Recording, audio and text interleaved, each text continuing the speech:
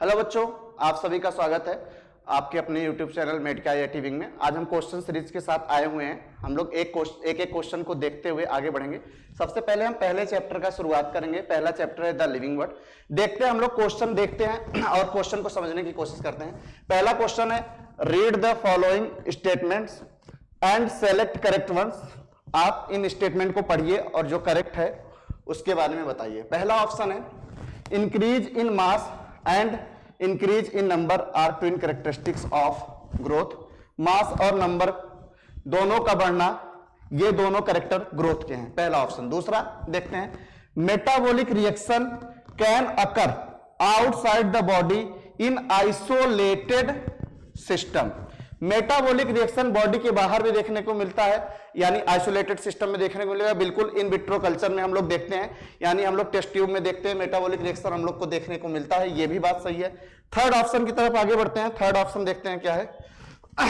Third option हमारा है, response to stimuli is defining property of living organism. कोई भी लिविंग ऑर्गेनिज्म है बच्चों, अगर वो लिविंग ऑर्गेनिज्म है, जैसे हम लोग अपना एग्जांपल लेते हैं, हमको कोई पिंच होएगा तो उसके प्रति हम अपना एक रिस्पांस दिखाएंगे। तो एक स्टिमुलस के खिलाफ हम रिस्पांस दिखाते हैं, तो ये भी बात सही है। कोई भी लिविंग ऑर्गेनिज्म होता है उसकी प्रॉपर्टी जो है स्टिमुलस के खिलाफ रिस्पांस दिखाने की होती है। ऑप्शन फोर्थ की तरफ चलते हैं, metabolism is a result of cell division. कह रहा है मेटाबॉलिज्म रिजल्ट जो होता है वो सेल डिवीजन का होता है। ये बात गलत है। सेल डिवीजन के अगर हम रिजल्ट की बात करेंगे तो ये देखने को मिलता है ग्रोथ एंड रिप्रोडक्शन। ग्रोथ और रिप्रोडक्शन ये दोनों रिजल्ट होते हैं सेल डिवीजन के, इसलिए ऑप्शन फोर्थ गलत होगा। इसमें करेक्ट पूछा है तो यानी ऑप्शन फर्स्ट, सेकंड और थर्ड, ऑप्शन नंबर बी इसमें करेक्ट होगा। नेक्स्ट क्वेश्चन की तरफ चलते हैं। Question number second. Question number second देखते हैं क्या पूछ रहा है। बोल रहा है growth in plants, growth in plant is, यहां पे फिल इन द ब्लैंक है, वेयर इज एनिमल इज।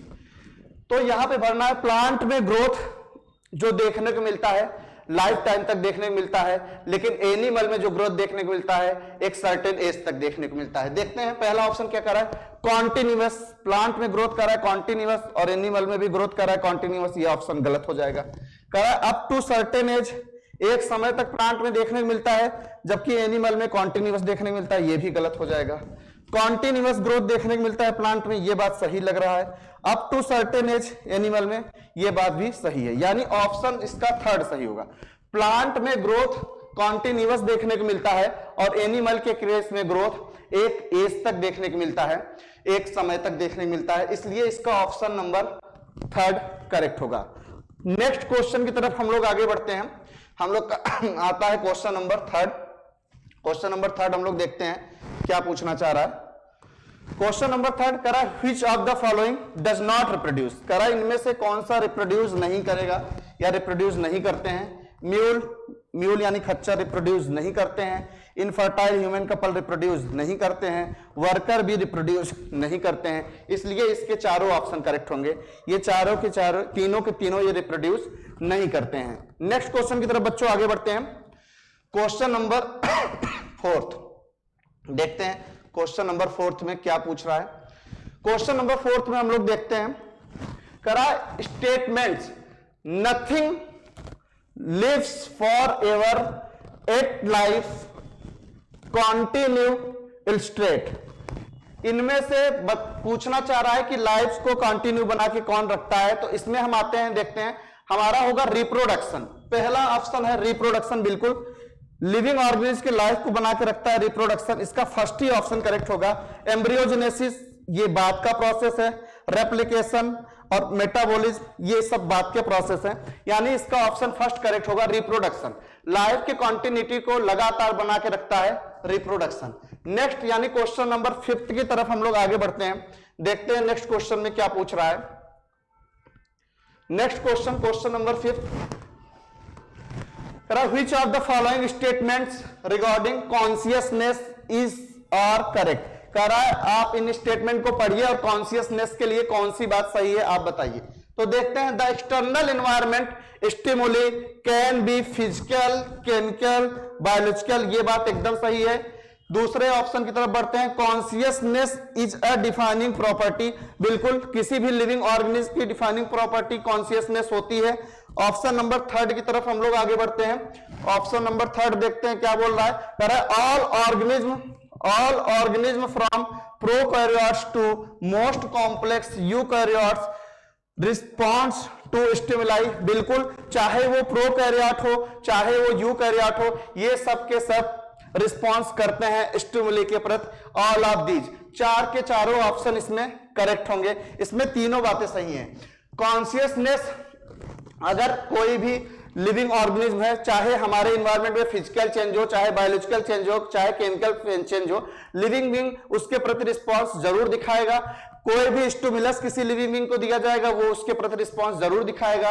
और उसके साथ साथ चाहे वो प्रोकैरियोट यानी यूनिसेलुलर ऑर्गेनिज्म हो और यूकैरियोट चाहे मल्टीसेलुलर ऑर्गेनिज्म हो, लिविंग बीइंग है तो वो भी उसके प्रति जो है रिस्पांस दिखाएगा। इसलिए इसके लिए तीनों ऑप्शन करेक्ट होंगे। नेक्स्ट क्वेश्चन की तरफ हम लोग आगे बढ़ते हैं।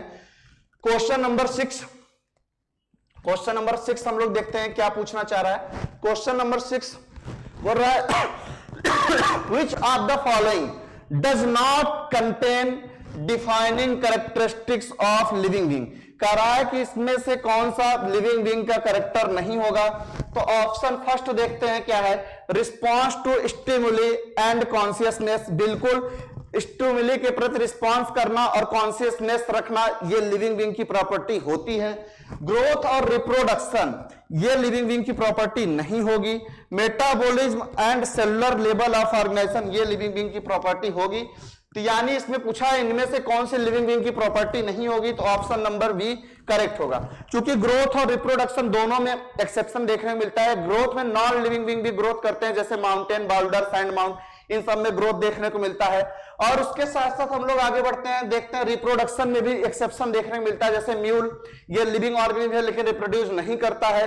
इनफर्टाइल ह्यूमन कपल ये लिविंग है लेकिन रिप्रोड्यूस नहीं करते हैं। वर्कर भी ये लिविंग है लेकिन रिप्रोड्यूस नहीं करते हैं। इसलिए ये एक्सेप्शन केस होने की वजह से ग्रोथ और reproduction defining property living being की नहीं होती है। और इसमें पूछा हुआ है कि इनमें से कौन सा डिफाइनिंग प्रॉपर्टी नहीं होगा या कौन सा लिविंग बीइंग का कैरेक्टर नहीं है, तो ग्रोथ और रिप्रोडक्शन नहीं होगा। नेक्स्ट क्वेश्चन की तरफ हम लोग आगे बढ़ते हैं। नेक्स्ट क्वेश्चन को देखते हैं। क्वेश्चन नंबर 7 करा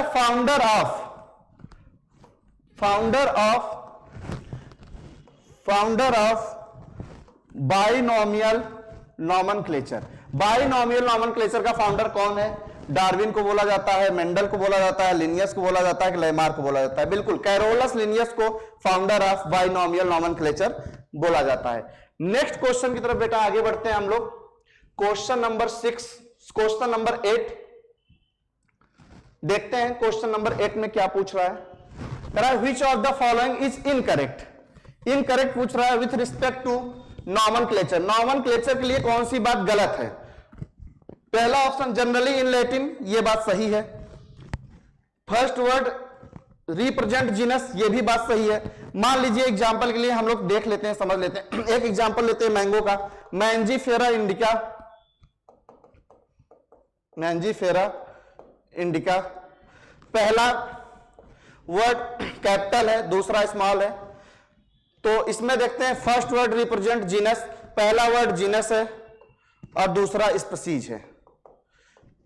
तो ये बात सही है। First word start with small letter, ये बात गलत है। पहला वर्ड कैपिटल लेटर से स्टार्ट होता है। प्रिंटेड इन इटैलिक्स, बिल्कुल अगर हम नॉमेनक्लेचर करते हैं तो उसको प्रिंटेड करते हैं, नॉमेनक्लेचर करते समय प्रिंटेड करते हैं अगर, तो हम उसको इटैलिक्स में करते हैं, ये भी बात सही है। नेक्स्ट क्वेश्चन की तरफ हम लोग आगे बढ़ते हैं। देखते हैं नेक्स्ट क्वेश्चन हम लोगों का क्या है। क्वेश्चन नंबर 9 करा according to binomial nomenclature. Binomial nomenclature के अनुसार एवरी ऑर्गेनिज्म हैज, प्रत्येक ऑर्गेनिज्म के लिए क्या किया जा सकता है? देखते हैं। टू साइंटिफिक नेम, दो साइंटिफिक नेम लिखते हैं विथ सिंगल कंपोनेंट्स। एक ही कंपोनेंट पे दो साइंटिफिक नेम लेते हैं। पहले इसको हम देख लेते हैं। One scientific name with two components, एक साइंटिफिक नेम होता है लेकिन उसमें दो कंपोनेंट होते हैं।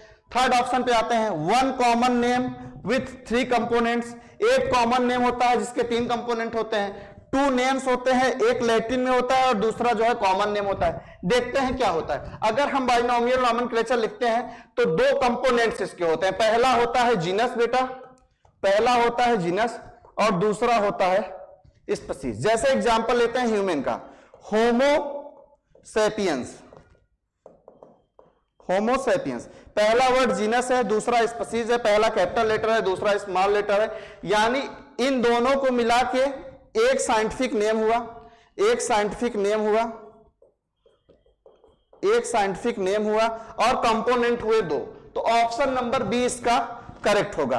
एक साइंटिफिक नेम होता है और उसके दो कंपोनेंट होते हैं। नेक्स्ट क्वेश्चन की तरफ हम लोग आगे बढ़ते हैं।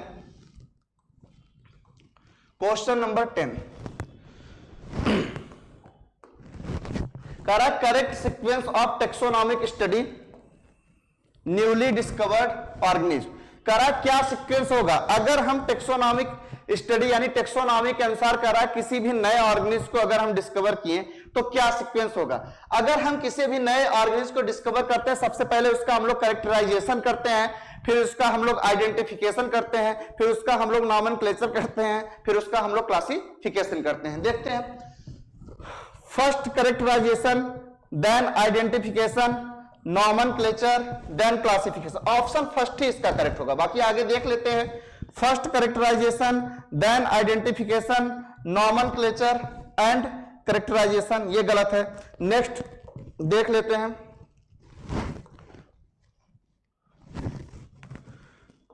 First identification, then classification organism and then characterization, ये भी गलत है। First nomenclature, then characterization, identification and classification, ये भी गलत है। इसका ऑप्शन फर्स्ट सही होगा। सबसे पहले अगर हम किसी ऑर्गेनिज्म को डिस्कवर करते हैं, सबसे पहले उसका हम लोग कैरेक्टराइजेशन करते हैं, कैरेक्टराइजेशन करते हैं, फिर उसका हम लोग आइडेंटिफिकेशन करते हैं, फिर उसका हम लोग आइडेंटिफिकेशन करते हैं, फिर उसका हम लोग नॉमेनक्लेचर करते हैं, फिर उसका हम लोग क्लासिफिकेशन करते हैं। इसमें ऑप्शन फर्स्ट करेक्ट होगा। नेक्स्ट क्वेश्चन की तरफ हम लोग आगे बढ़ते हैं।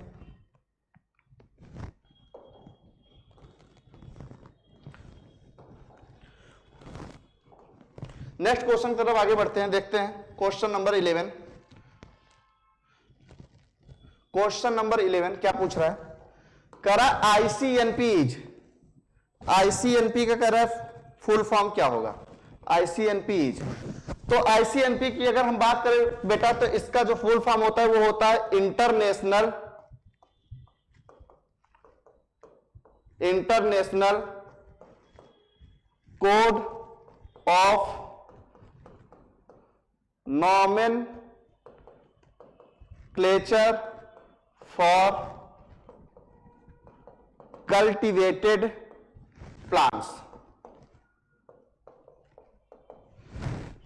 आईसीएनपी का फुल फॉर्म होता है international code of nomenclature for cultivated plant. देखते हैं इसमें से कौन सा ऑप्शन सही होगा। पहले ऑप्शन को चेक करते हैं, Indian common name for cultivated plant, नहीं ये गलत है।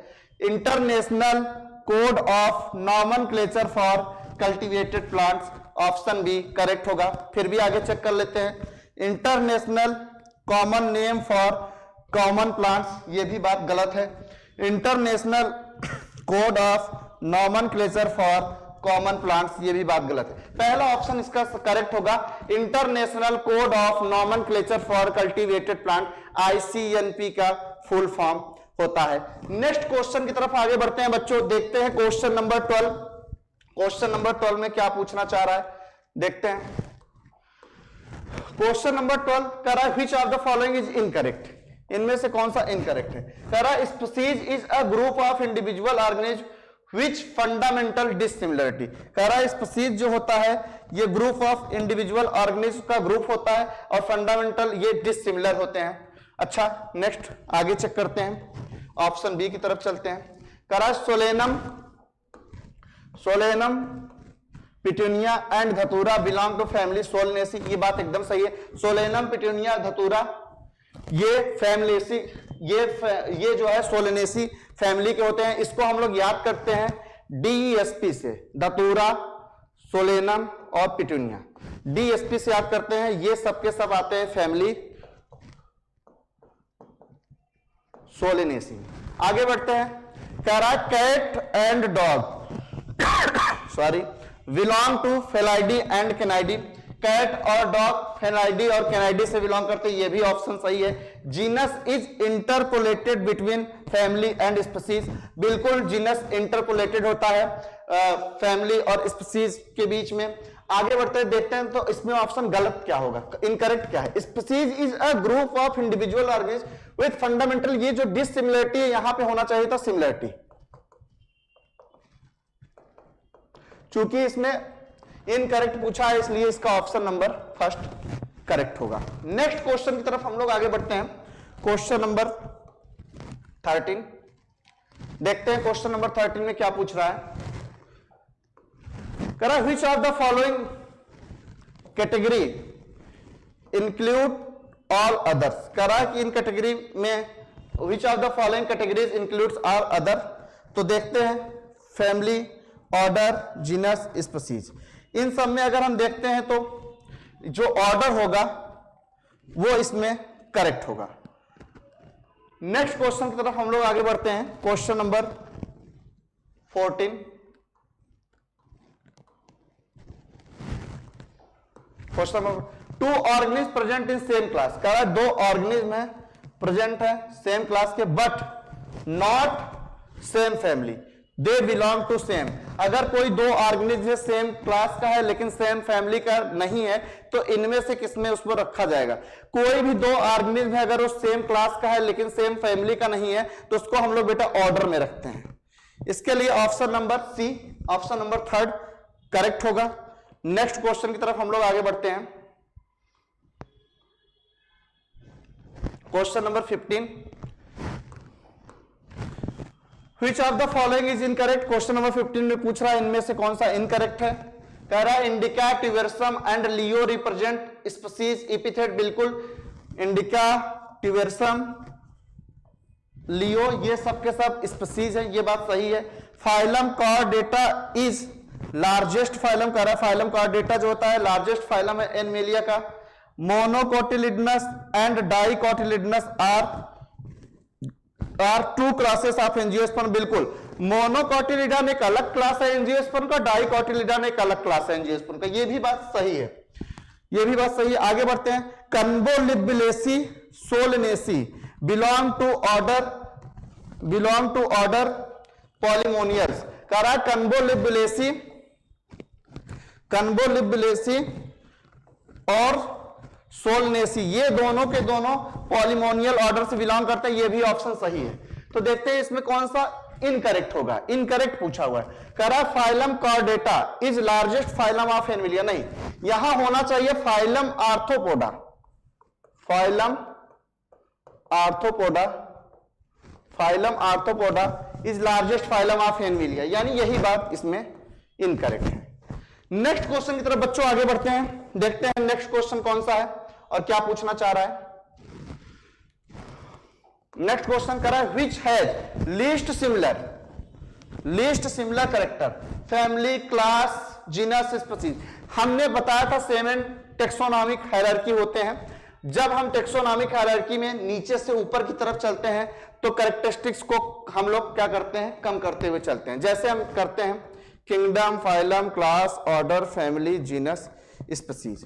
तो इसमें लिस्ट कौन सा होगा, स्पीसीज नहीं, जीनस नहीं, फैमिली नहीं, class which has list similar character. सबसे कम सिमिलर कैरेक्टर अगर देखने को मिलेगा, सबसे कम सिमिलर कैरेक्टर अगर मैच करेगा तो वो है हमारा क्लास, यानी इसका ऑप्शन नंबर बी करेक्ट होगा।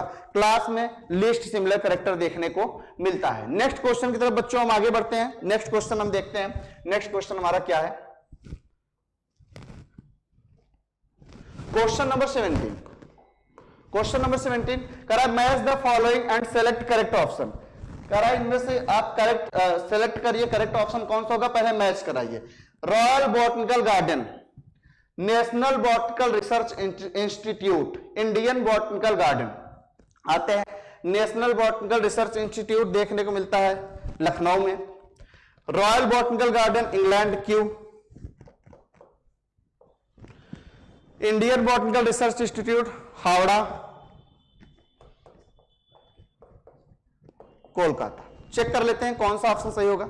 इंडियन बॉटनिकल गार्डन हावड़ा यानी सी का होगा सेकंड, सी का होगा सेकंड। रॉयल बॉटनिकल गार्डन ए का होगा थर्ड, ए का होगा third,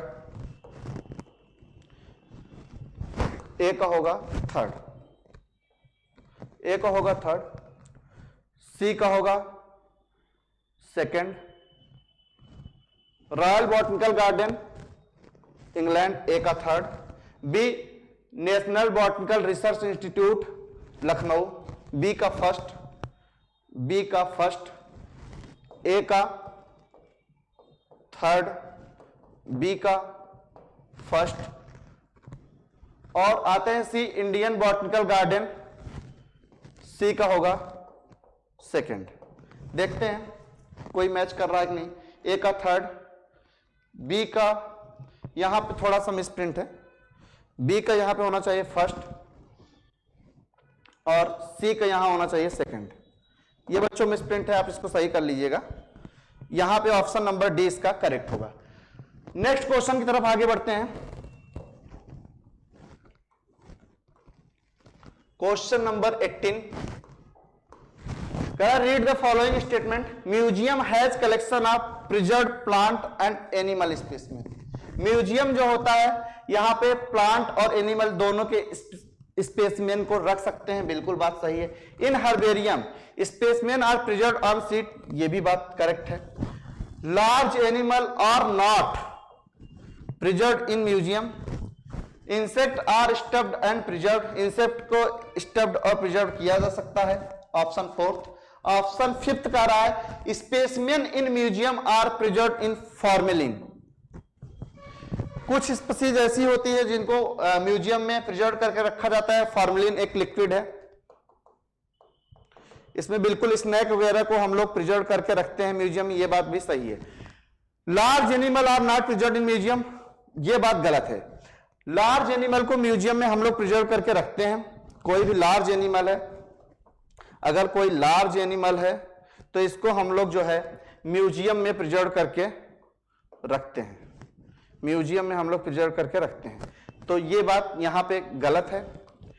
insect are stuffed and preserved, कोई भी अगर बड़ा ऑर्गेनिज्म है तो उसका स्टफ्ड करते हैं हम लोग, और इंसेक्ट का स्टफ्ड नहीं किया जा सकता है, इसलिए ये भी ऑप्शन इसमें इनकरेक्ट है। तो इसमें पूछा गया है कि which of the following is not correct, इनमें से कौन सा करेक्ट नहीं होगा, तो यानी ऑप्शन नंबर थर्ड और फोर्थ, ऑप्शन नंबर थर्ड और फोर्थ इसमें करेक्ट नहीं है, तो यहां पे ऑप्शन नंबर सी जो होगा वो करेक्ट होगा। नेक्स्ट क्वेश्चन की तरफ बच्चों आगे बढ़ते हैं, देखते हैं नेक्स्ट क्वेश्चन क्या पूछ रहा है। आते हैं question number 19, match the following and select correct ones. आप इनको मैच कराइए और जो करेक्ट है वो बताइए। तो आते हैं, देखते हैं थोड़ा सा question. Botanical garden, botanical garden में हम लोग किसको प्रिजर्व करते हैं, तो लिविंग प्लांट यानी ए का होगा third. Zoological park living wild animal, B का होगा फर्स्ट।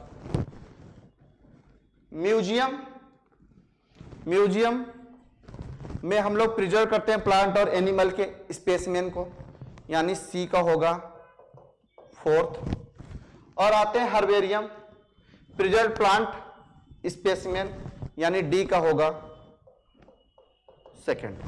चेक करते हैं, ए का थर्ड, बी का फर्स्ट, सी का फोर्थ और डी का सेकंड, यानी इसमें ऑप्शन नंबर फर्स्ट करेक्ट होगा।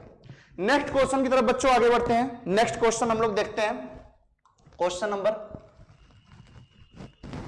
20, ईच स्टेटमेंट इज की के प्रत्येक स्टेटमेंट को क्या कहते हैं बेटा, लीड कहते हैं। कपलेट कहते हैं, नहीं गलत है, लीड कहते हैं, ये ऑप्शन इसमें करेक्ट होगा। नेक्स्ट क्वेश्चन की तरफ आगे बढ़ते हैं। Question number 21। की क्या है? की टेक्सोनॉमिकल एड्स है, जिसके लिए हम किसी भी ऑर्गेनिज्म को आइडेंटिफाई करते हैं। की एक प्रकार का टेक्सोनॉमिकल एड्स है जिससे हम किसी भी ऑर्गेनिज्म को आइडेंटिफाई करते हैं। पहला ऑप्शन कह रहा है फॉर्म ऑफ हर्बेरिया, हर्बेरिया का एक प्रकार है, गलत है। एजुकेशनल इंस्टीट्यूट, गलत है। टेक्सोनॉमिकल कैटेगरी, ये भी गलत है। Taxonomical aids for identifying organism, ये ऑप्शन इसमें करेक्ट होगा, यानी इसका ऑप्शन नंबर डी करेक्ट है बच्चों। नेक्स्ट क्वेश्चन की तरफ हम लोग आगे बढ़ते हैं। नेक्स्ट आते हैं क्वेश्चन नंबर 22। करा है for identifying organism through key usually two contrasting characters are used, one similar character is, option first कह रहा है two contrasting character are used की के लिए। ऑप्शन फर्स्ट कह रहा है one similar character is used. Option third कह रहा है टू और more similar character are used. Option fourth यानी डी ऑप्शन कह रहा है लीड इज यूज्ड ओनली। तो कह रहा है कि आइडेंटिफाइंग ऑर्गेनिज्म थ्रू की के लिए कौन सी बात सही होगी?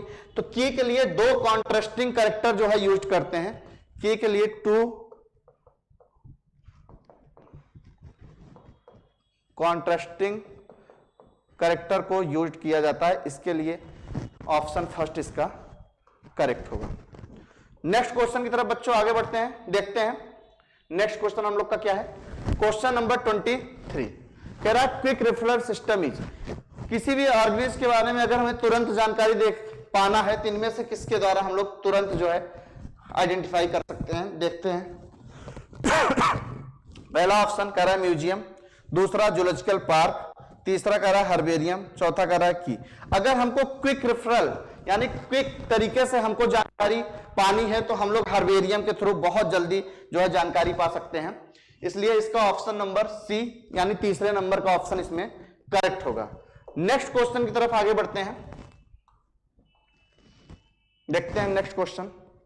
क्वेश्चन नंबर 24 कह रहा है एक सिटू कंजर्वेशन इज, एक सिटू कंजर्वेशन कौन सा होगा?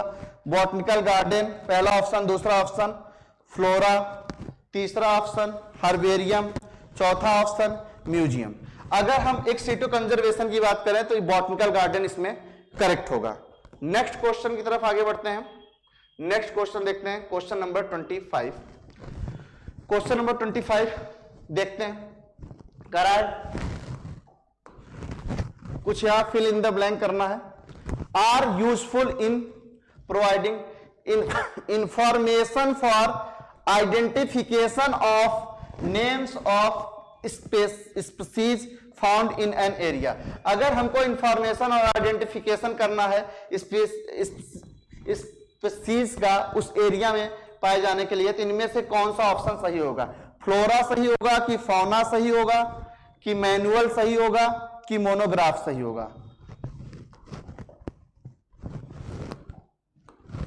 कि मोनोग्राफ सही होगा। अगर हमको किसी भी ऑर्गेनिज्म के बारे में इंफॉर्मेशन देना है तो हमारे लिए उस ऑर्गेनिज्म का आइडेंटिफिकेशन करना है, और किसी पार्टिकुलर एरिया में कोई ऑर्गेनिज्म पाया जा रहा है उसका आइडेंटिफिकेशन करना है और उसके बारे में इंफॉर्मेशन देना है, तो इसके बारे में जानकारी हम लोग पता करते हैं, लगाते हैं, वो है मैनुअल से। यानी इसका ऑप्शन नंबर थर्ड एकदम करेक्ट होगा। बच्चों आज का सीरीज हम लोग का यहीं तक है। नेक्स्ट सीरीज के साथ हम जल्दी आएंगे दूसरे चैप्टर यानी बायोलॉजिकल क्लासिफिकेशन के साथ। तब तक के लिए आप इस चीज को देखिए, पढ़िए और लगाइए। अगर आपको हमारा चैनल अच्छा लगा हो, आपको क्वेश्चन समझ में आए हो, तो कृपया आप इसको सब्सक्राइब करिए, लाइक करिए और अपने दोस्तों के साथ शेयर भी करिए।